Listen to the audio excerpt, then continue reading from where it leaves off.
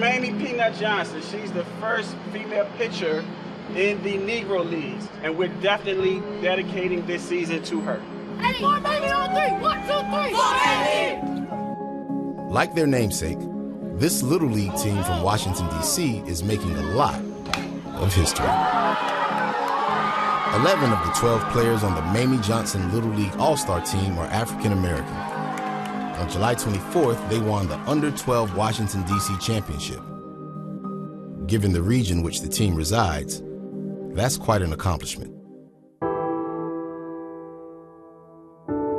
The team comes from D.C.'s Ward 7, an underprivileged community east of the Anacostia River, where crime is high and poverty is extreme. And like a lot of distressed inner-city areas, baseball is not the primary sport of interest amongst the youth. Selling baseball on this side of town, it is extremely, extremely hard. From my neighborhood, no one played baseball. We all play football and basketball. A lot of people believe they could be an NFL player, and like basketball, they want to be like Michael Jordan and Kobe Bryant. And baseball, a lot of people don't get into it because they haven't tried it out. It's been an evolution in the sense of we're able to talk to the kids, get them to see something different than just a football or basketball. Let's try baseball. That's also a sport that you could possibly make it in. Selling the kids of Ward 7 on baseball was only the first step. They still needed the opportunity to learn the sport.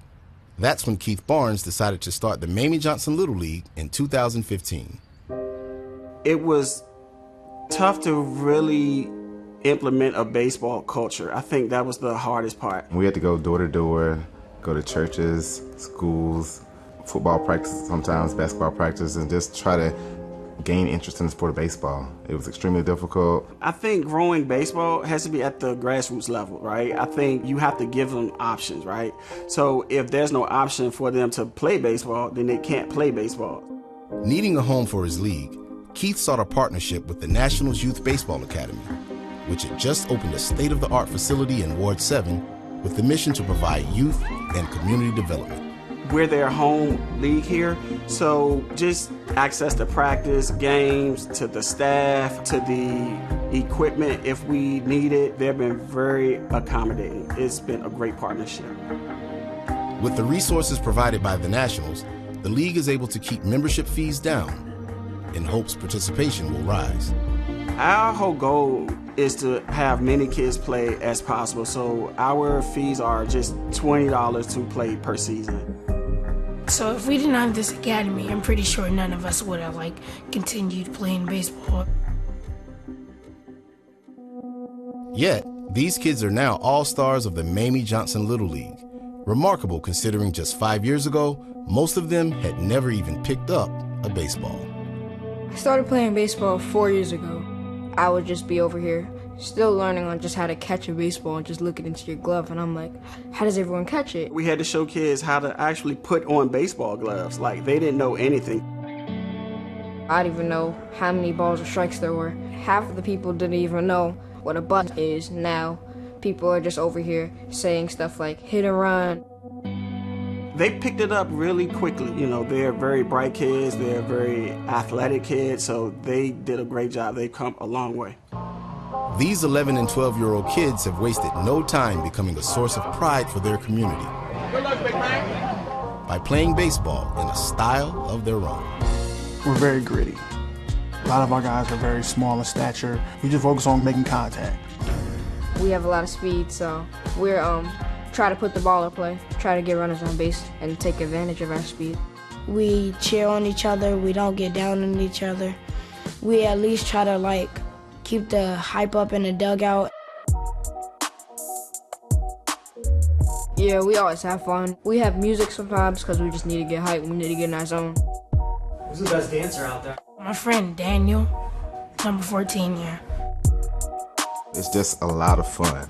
You know, we let them celebrate, we let them feel their emotions, because in life, we feel that it's best for these kids to succeed if they're just themselves. By staying true to themselves, the team made history, becoming the first team from Ward 7 to win the district's Little League Championship.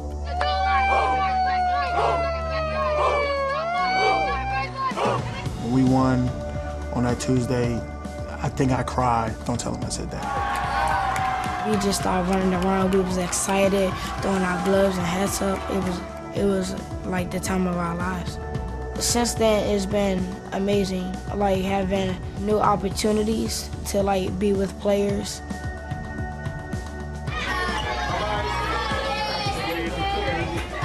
I didn't understand how much history we had made at the time, but now seeing all these articles, it started to really hit me like, wow, we just did that. Hey, so we came back around to say congratulations, good luck. Yeah, we're Hollywood now. They're gonna put a star on the Walk of Fame.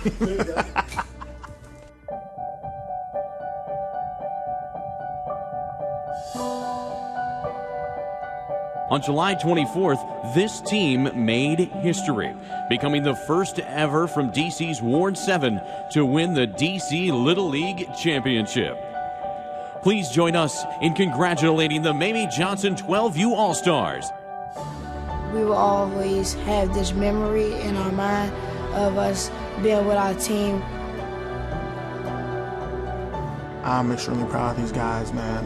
I've had some of them for 3 years, and I don't have a son. I have a daughter, and so for me, these are my sons. Normally, coming out of Southeast and Ward 7, they think we're dominantly African American, that we all play basketball and football, that we wouldn't have a chance in baseball, but we showed them that we did, and then we ended up winning.